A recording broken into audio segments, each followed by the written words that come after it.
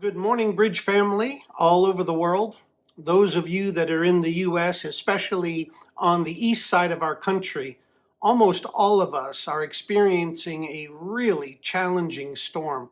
And so, as we gather this time, no doubt, I pray, we're all thanking God for our safety and our oneness, our ability to be together at a time and in a way that glorifies the Lord and celebrates His grace that allows us to be family, family of the living and the loving God, brothers and sisters with one another.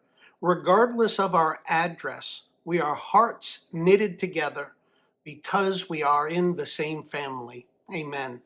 Well, let me ask you a question as we begin today, and it really underscores that sense of blessing. I want to ask you, if you had one opportunity to take somebody to a portrait of Jesus in the Bible, if you were to go through the scriptures and you were to pick one portrait, one passage that you would say, I would want somebody to see Jesus in this light, through this lens.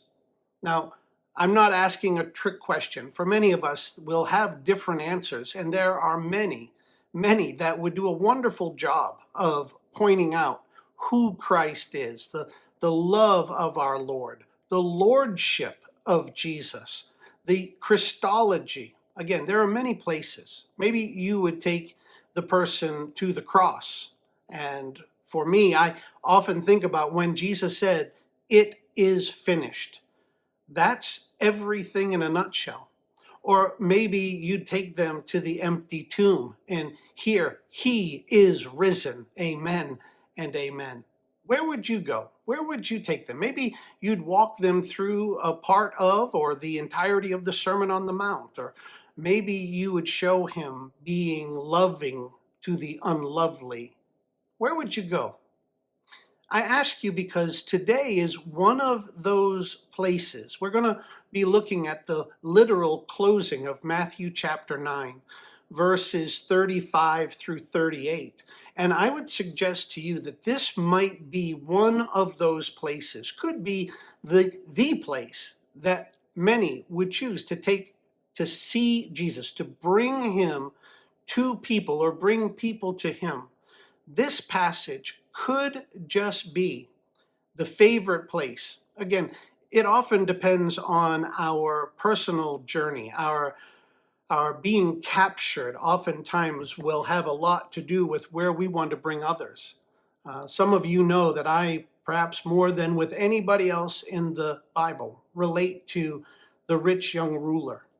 I would bring somebody in my shoes to that passage, and I would do it humbly, empathetically, and you would see I would be quite passionate because I know that place. It shows where and how I was captured by grace.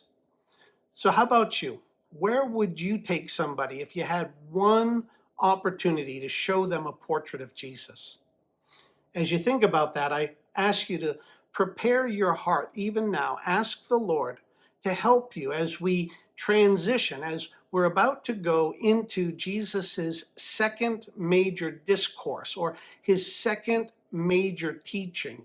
After the Sermon on the Mount, here comes number 2.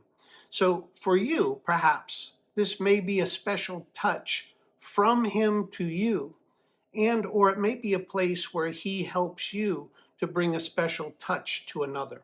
Okay, let's pray. Lord, thank you so much for the blessing of knowing that as your family, we have eternal blessing, relationship with you, the promises and the power that you bring, a life of purpose that can be lived with passion. Lord, I thank you for the eternal healing that you've given to everyone who knows you as Lord and will be home with you in heaven one day. Now, Lord, as we take this time to walk through one of your very familiar passages, I pray that you'll help me to get out of the way and that everyone within the sound of my voice will realize how blessed we are to live on your family farm. I pray that we will all embrace and live exemplifying your commission, your compassion, and the fulfillment of your commands. May it be so, no more, no less, no matter what. Amen and amen. Well, friends, let me tell you, as we get ready to close out chapter 9, I believe that this passage should have been the beginning of chapter 10. Now, most of you know that there's no divine appointment of chapters and verses, that those were added later. The words of our Lord and the scriptures themselves are absolutely perfect. Like the vowels added to the Hebrew language, the chapters and the verses that were added to the scriptures came without a divine appointment. And this is one of those days where you get to see that on display, in my view. For you see, I think that the transition point that is here at the close of chapter 9 is really the introduction to what we find in chapter 10. This is the introduction to Christ's next major discourse and teaching. Now, with that said, what I pray we'll all walk away with is an understanding that God's faithful family, God's faith family, the true kingdom citizens of the kingdom of God, his faithful family learns, loves, and lives on his farm and in his fields. We all, church, Christian, we are to exercise our blessings of being in the family. And we are to learn, to love, and to live on the family farm and in the family's field. You see, our Father owns the fields, and he has those that are out there, those that we will know one day as fruit or harvest, those of us who have been becoming the harvest and the fruit, the family of God. As I often share, my definition of a Christian is that we are miraculous because we've been born again. We are Christ-like. That's both our blueprint and our bullseye. Bullseye is to be like Christ. And we're works in progress. We're on our way home. We're not perfected yet.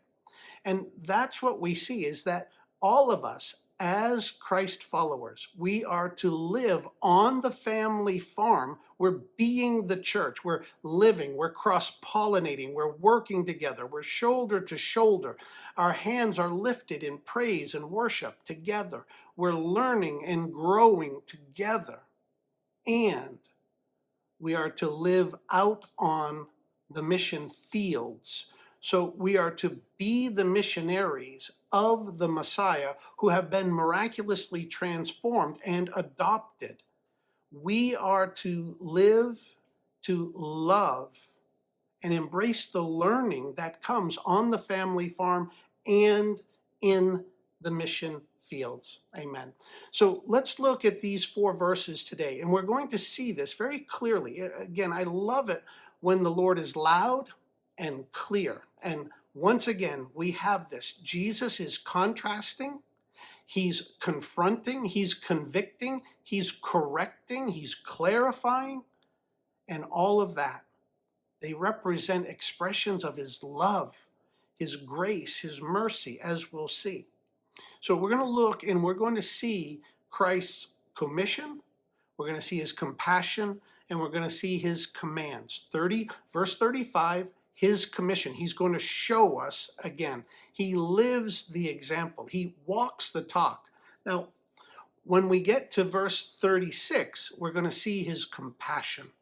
For anybody who thinks that you can be religious without having relationship, both vertically and horizontally, that thought comes from some form of ignorance or deception. It's wrong, because if nothing else, Christ is compassionate.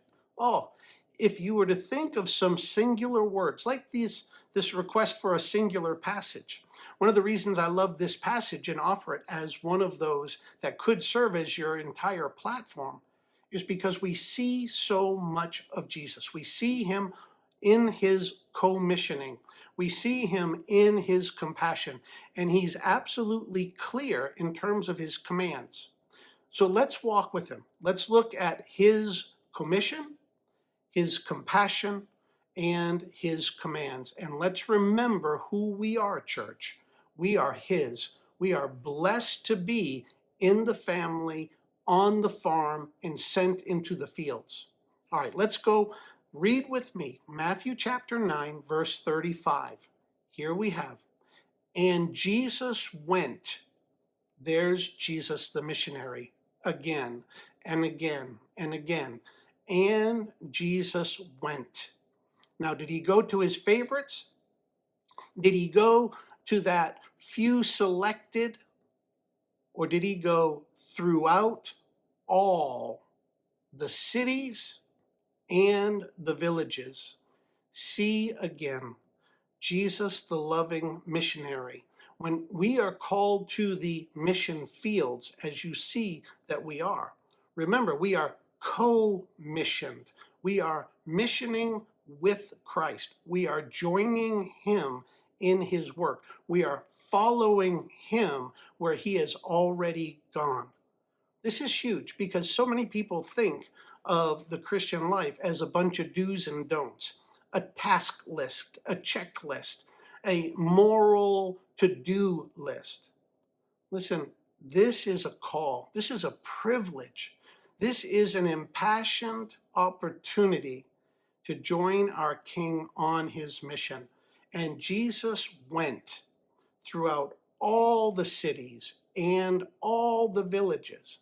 He went to those places that were highly populated, and he went to those places where there weren't very many.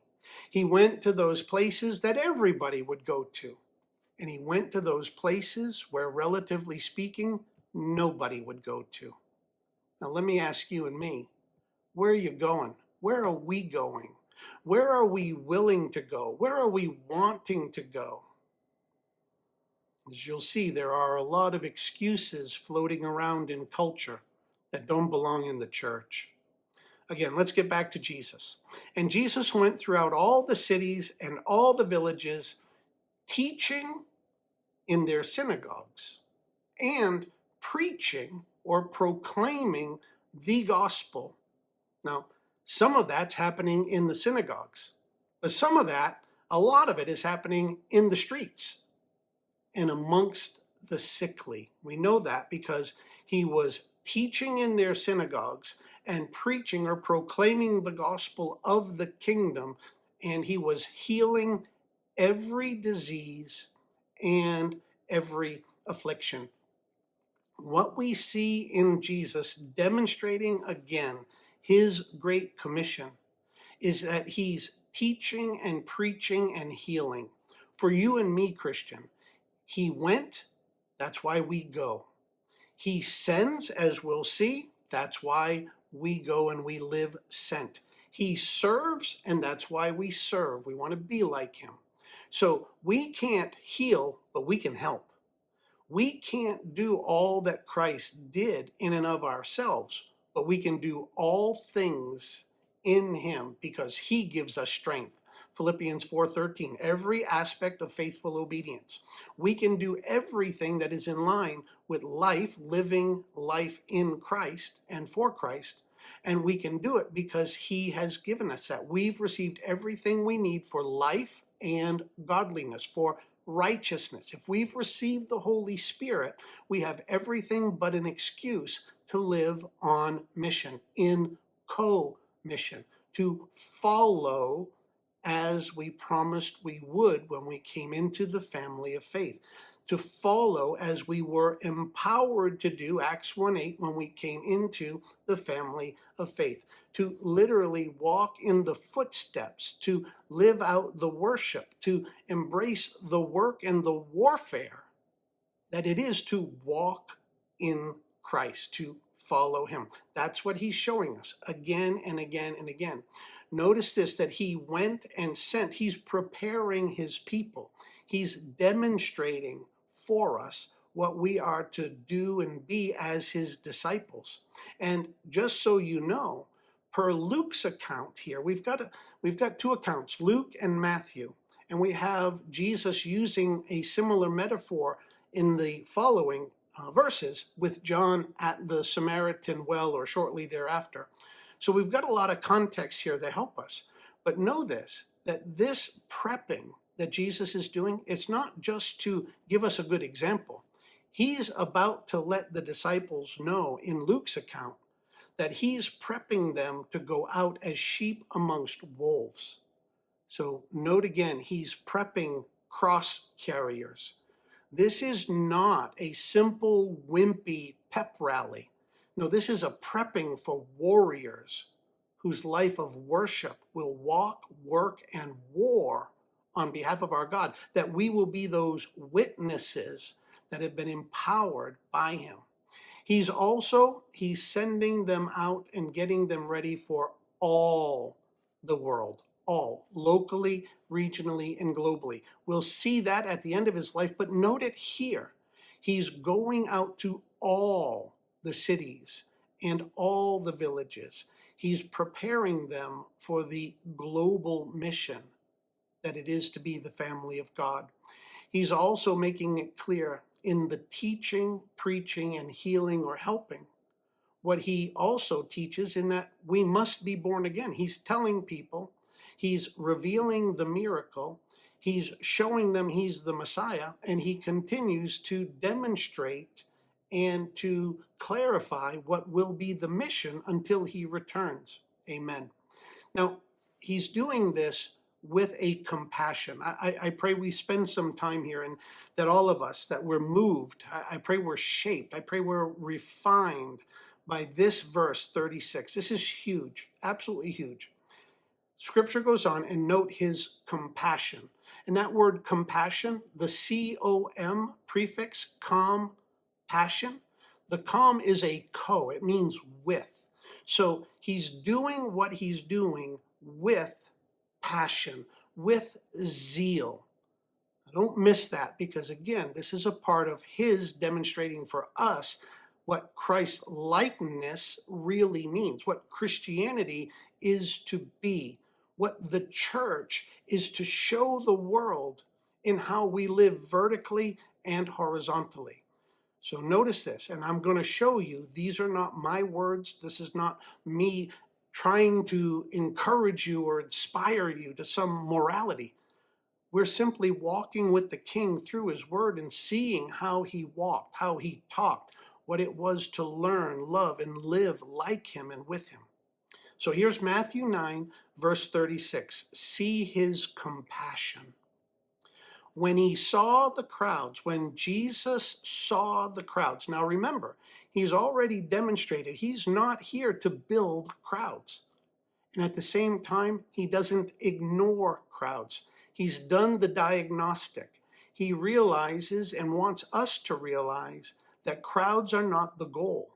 And at the same time, crowds, like we see in Ephesians 6, humans are not the enemy.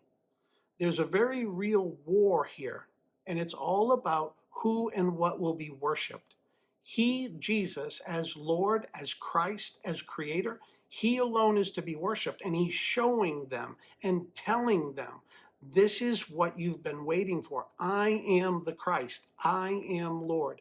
Everything that you've been told, everything that you've been taught is coming to fruition. The kingdom of heaven is at hand. The kingdom of God is here. I am Messiah. I am Lord. When he saw the crowds, he had compassion. Now, that's a 3-word phrase that I pray all of us will take to heart and allow it to do its work. Allow it to inform us. He, Jesus the Christ, had compassion. Therefore, as a Christian, I should have compassion.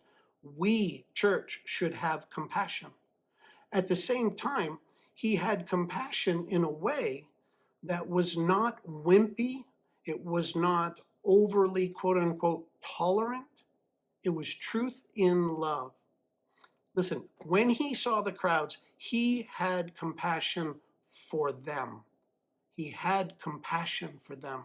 He had a passion for what they needed, which was to come into his family, to fall at his feet, worship him as Lord, and know him as Savior. Amen. He had compassion for them because they were harassed and helpless. They were struggling. They had no hope. They literally were helpless. Jesus could see what they needed, just like he sees today, what you and I should see when we look around us. What the crowds then and what the crowds in culture today regardless of what continent you're on. What they needed was him. They needed to acknowledge him as Messiah, as the Christ, as Lord, as their Savior, because they were harassed and helpless like sheep without a shepherd. Now, here again, we know that Jesus is the great shepherd, and we know that the sheep, those that are of the great shepherd, well, the flock of our Lord is the family of our Lord. The problem is that we have goats all around, and even worse, there are wolves that are trying to get into the flock. And wolves, not only those that walk around and pounce and prounce, but wolves that are disguised as sheep, that are doing the deceptive work, not just the attacking and the killing, but the deceiving for the purpose of destructive purposes that go further, not just killing one, but trying to take out an entire family or flock. Now, when we see this, I pray, remember what we noted already, that Jesus was teaching, he was preaching, and he was healing. Now we come to verse 36, and we're being shown that he sees. He sees what is going on. He sees the need. How about you and me? Do we see with compassion the need? You know, Jesus saw because he was looking. And I've often shared, and with our children as well, over their maturing years, I told them, you'll find what you're looking for. Most people find what you're looking for. You go out looking for trouble, won't be too hard to find it. If you're looking for virtue and righteousness and the ways of glorifying God, it may be a tougher thing to find, but you'll find what you're looking for. Jesus was looking for those that he could bless, those that he would adopt, and those that would learn and love and live under and for his lordship. Amen. I pray that you understand that he sees, he cares, he has compassion. A compassion that doesn't see is useless.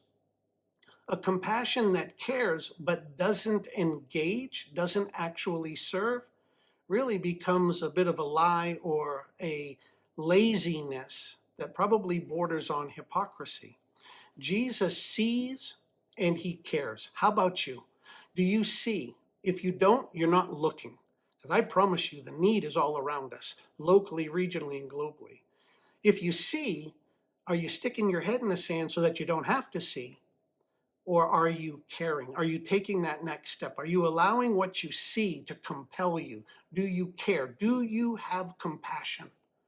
And listen, the biblical definition of compassion is caring enough about what others need to sacrifice and serve to that end, to glorify God by helping and serving others.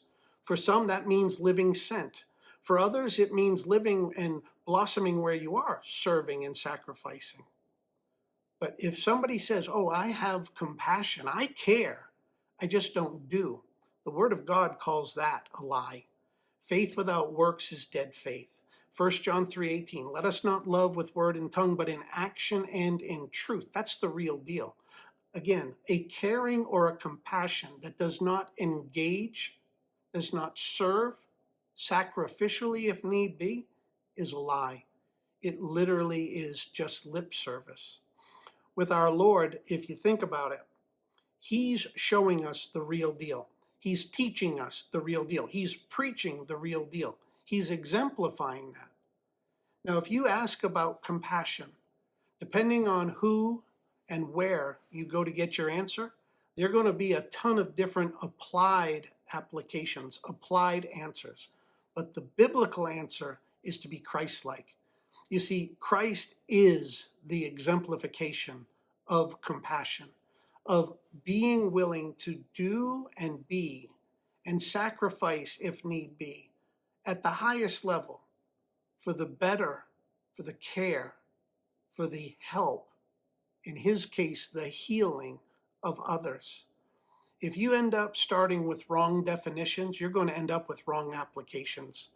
If you embrace a lie instead of the truth in love, if you embrace a different dictionary or standard other than God's word, will, and way, see 2 Timothy 3:16 and 17, you're going to end up off the rails. Now, you may feel good, you may win the applause of the world, but neither of those matter.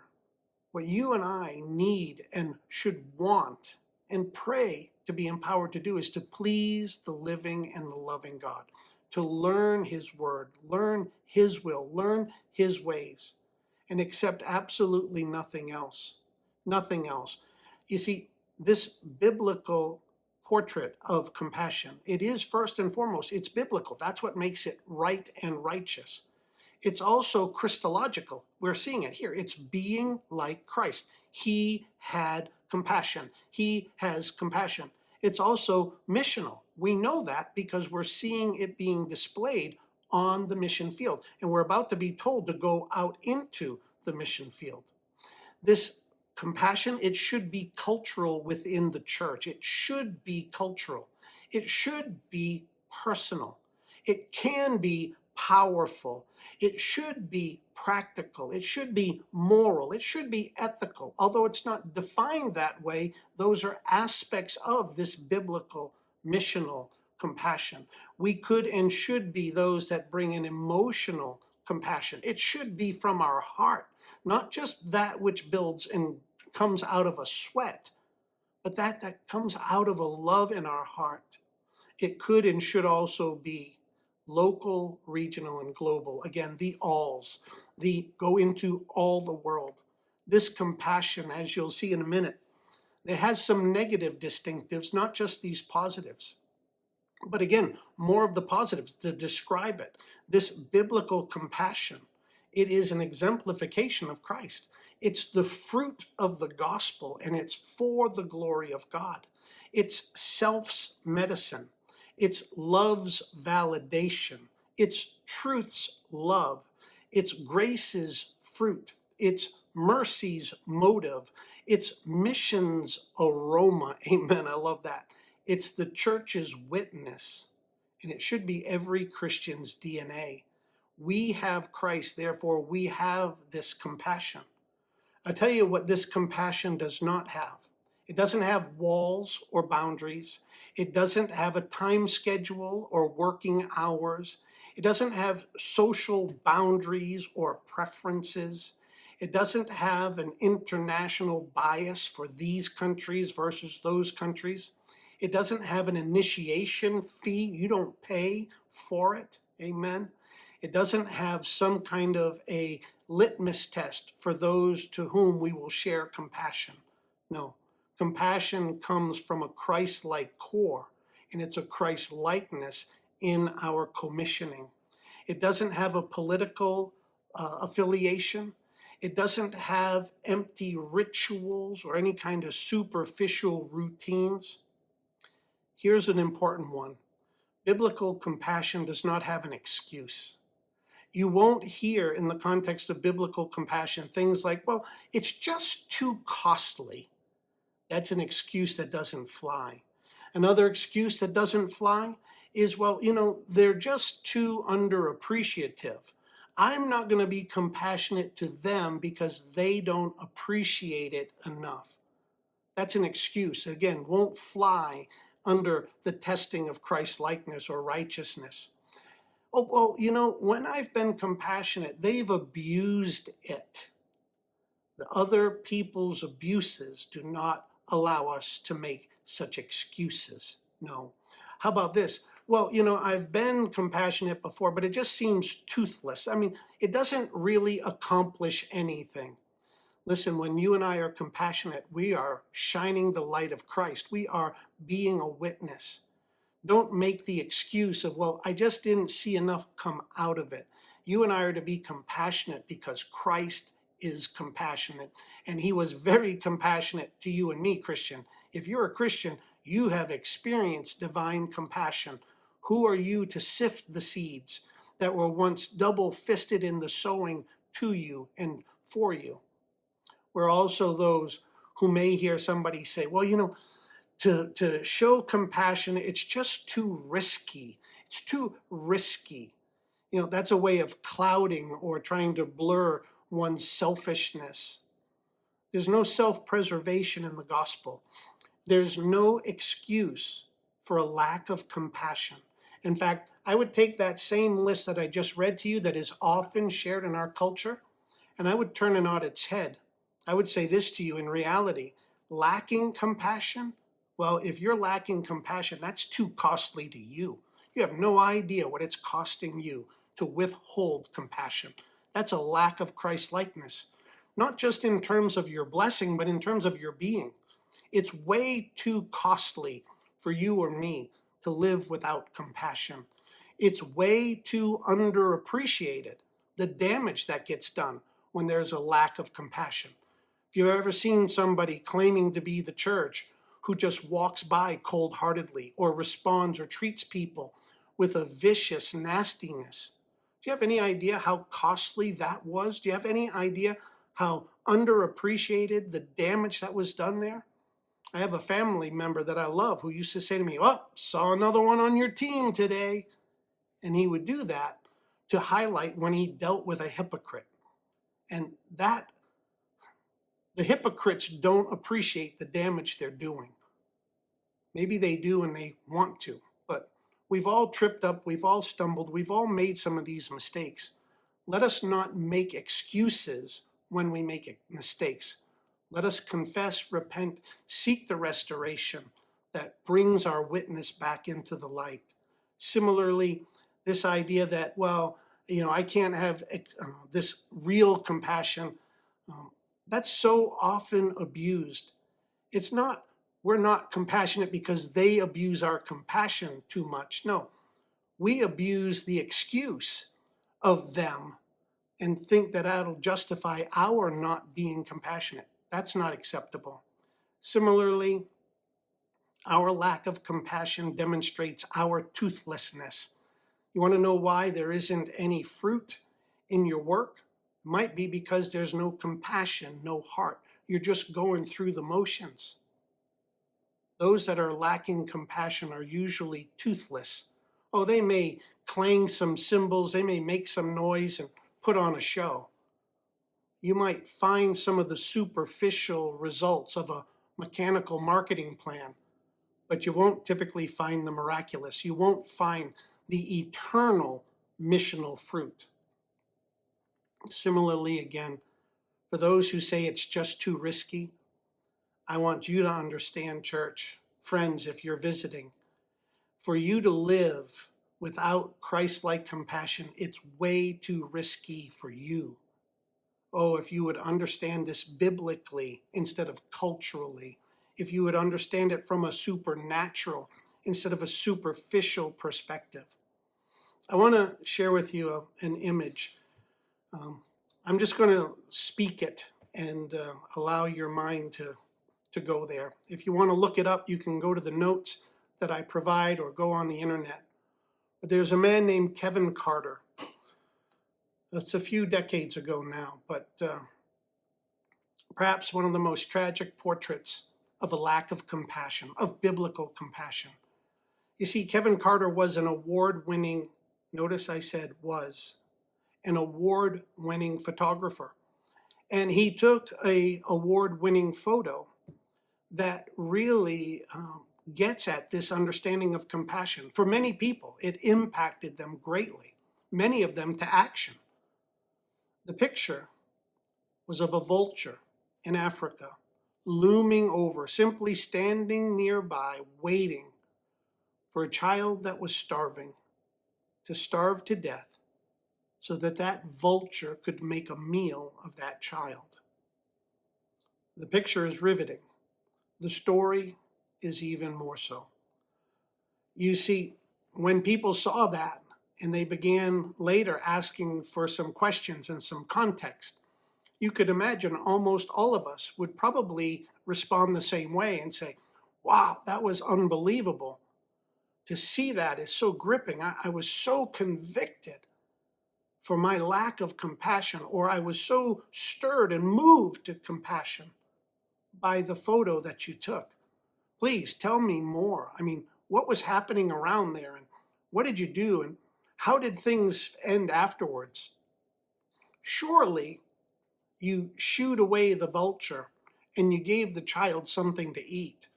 What's the child's name? What happened to the child? Did you bring them back to the United States? Did you help them get to an orphanage? What did you do? And Kevin reportedly said multiple times on many platforms, I saw, I cared. But I was told that I wasn't supposed to intervene. I wasn't supposed to interfere with the natural flow of things. And so I left.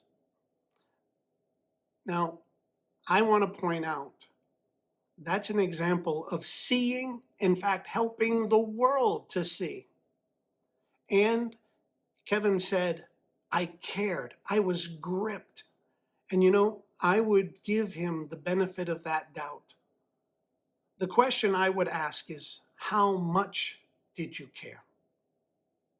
And to what extent did you care? How moved were you by your caring? And that's where the story becomes even more tragic. The travesty becomes a bigger tragedy. For you see, less than 100 days later, we're told about 3 months after this photo was taken, this man committed suicide, in large part because of the social shame that was cast upon him and that he no doubt felt. And I would say to you that perhaps had Kevin seen and heard this teaching of God and His Word, perhaps he would not have allowed a seeing and a caring to end without a doing and a being. You see, it's not Christ-like compassion if all you do is see and say that you care. Christ served. Christ carried his cross. Christ did what was needed for you and me. Friends, if the idea of a vulture eating a child after starvation, if you find that repulsive, and I pray that you do, it's about as bad a physical human portrait of a lack of compassion I think that we could have, side of some of the evils and atrocities of war. But think about this. If you're a Christian, what's the difference between that photographer seeing, saying he's caring, and then walking away without intervening, letting, quote unquote, nature take its course? Well, if you're a Christian and you know that Satan is far worse than any vulture, this serpent that he's looming over, he's literally doing everything in his power, using everything in his means to lie and deceive, to capture, and not just kill and devour the physical body like that vulture would do of that child, but that he's doing everything possible to lead them to an eternal damnation in the lake of fire, all taking them to hell, all that he's doing. And you and I, we live in this fallen, dark world. Like a photographer in Africa, we see, we say we care. The question is, what are we doing about it? How is our being making a difference? And I want to caution anybody and everybody that would say, well, our church, this is a personal question.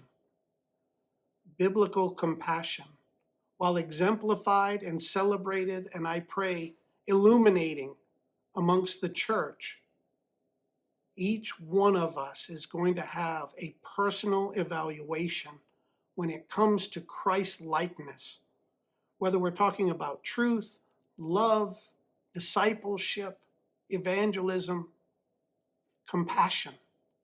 Compassion. Where's our compassion? If it's duty lacking delight, It's not compassion.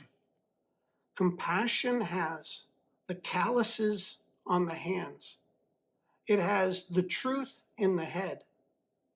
And it has a passion, a co-passion with Christ, with his passion, with his purposes, with his priorities. I pray that we are all living like Christ. Again, we see it here. He serves. Christ serves. I pray that we will see and be, that we will be the church, that we will literally feel with zeal, that we will dare to care, that we will die to I, that we'll preach the word like Jesus, that we'll walk the talk like Jesus, that we'll do the work like Jesus, that we'll live to give, we'll share and serve, will shine the light of Christ. Remember how Jesus began the Sermon on the Mount. We are the light of the world. We are his city set on a hill. Now, we finish with perhaps the most famous of this passage, verses 37 and 38. Let me just go through it briefly, and I pray leave you with the simple call of Christ. Hear his commands. Then he said to his disciples, the harvest is plentiful. The harvest is plentiful, but the laborers are few. Therefore, because we have a high quality harvest and a low quantity of workers, therefore, pray earnestly. Some of you have heard this passage before, and you've felt the conviction to go do. Now, I don't want to lift any conviction that the Lord puts on any one of us, starting with me. But I do want to clarify that the first call here is to pray. Pray earnestly. It's a command. Therefore, there's the problem. Now, here's the solution. You pray earnestly. Now, somebody says, oh, well, great, then I don't have to go. Well, that's not what you're going to find if you pray earnestly. When you pray earnestly, that God will, as he tells us here, that he will have the harvest met with the sending out of laborers into his harvest. If you're willing to pray and do it biblically, missionally, personally, then you should be willing to go. And just like those who find what they're looking for or don't find what they don't look for, there are so many people who would have heard the Lord say, go, if they were listening for it.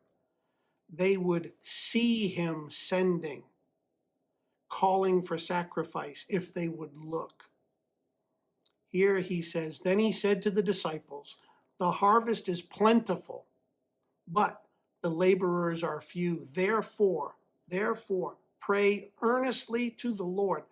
Don't pray to anybody but him. Don't do any of the Catholic rituals. Don't look for any substitute. You pray to the Lord. And what do you pray? You pray to the Lord of the harvest to send out laborers into, not around the harvest, into the harvest. Not like a reporter who's on the scene and is staying far enough away to stay safe, but close enough to say, hey, let me send you a report. No, our Lord is not calling for reporters. He's calling for first responders. That's who you and I are to be called and commanded to be. Listen, again, just walk through the passage. He said, not my words. This is Almighty God. This is Jesus the Christ. The Lord said to his disciples, to those who claim to follow him. Those that are claiming him ought to be following him. Those that are going to say they're his ought to live as his. He spoke to his disciples and he told them the harvest is plentiful. Not a harvest. He's not calling you to go build a crowd. He's calling us to go and be the church. Now, you'll find as you go through this, as you study God's word, listen, who's the fields? Well, that's the lost souls. Who's being called out as laborers? Well, that's the found souls, the family of God. And what's the harvest? The harvest is the miraculous transformation of the lost as they become found, as those that are dead in sin become born again. The harvest is the miraculous transformation of souls done only and always through the applied gospel of Jesus the Christ. We're seeing again and again and again and again and again the miraculous, the Messiah, and the mission. He says, but here's a problem: the laborers are few.